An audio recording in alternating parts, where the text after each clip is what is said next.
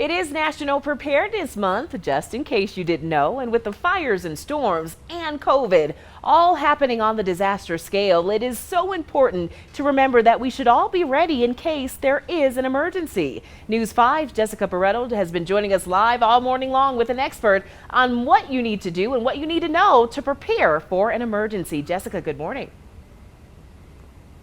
Good morning, and good morning, everyone. So we've already gone through how to plan your evacuation route, what to put into your emergency kit, but do you actually know how to use a first aid kit? And we're talking about resources that you can use to brush up on those emergency response skills. Here to tell me more about that is Robin Adair. She's been joining us all morning. Thanks so much for your time and your insight as well. So talk to me a little bit about what you can learn when it comes to emergency response skills. Sure, because you do need to have a really good first aid kit and a tourniquet ready to go in your evacuation kit and in your car and available to you. But if you don't know how to use it, it's not going to do any good. Right. Excuse me. So take advantage of some time to take a first aid class, or if you already have first aid training, refresh your first aid skills. Make sure that you learn how to use a tourniquet correctly so that you can stop severe bleeding.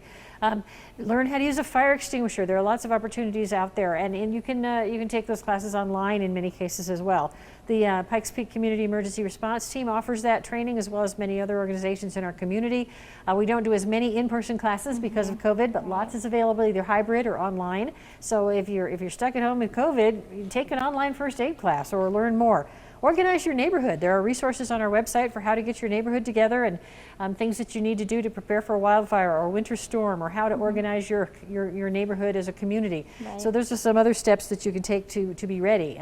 If you've never taken a step, start. And if you've already become slightly prepared, then take it to the next step and either refresh your skills or become more prepared. And I think that's a good point, that even with COVID, you can still take an online class, you can take a hybrid class. There are so many options that are still in place, so you can find what works for you, basically. And what are some good websites that folks can brush up on, like to look for those classes, to look for those trainings? The Pikes Peak Emergency Management website is pproem.com, pproem.com.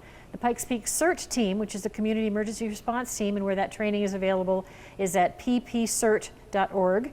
CERT with a C, C-E-R-T. Yeah, as in pikespeakcert.org. Ready.gov has wonderful information about all sorts of planning and preparation for your family. Ready.gov and coloradosprings.gov as well are all good places to visit if you're looking for more resources. All right, thanks so much, Robin, for your time, and always watching out for you. Southern Colorado, Jessica Barretto, News 5.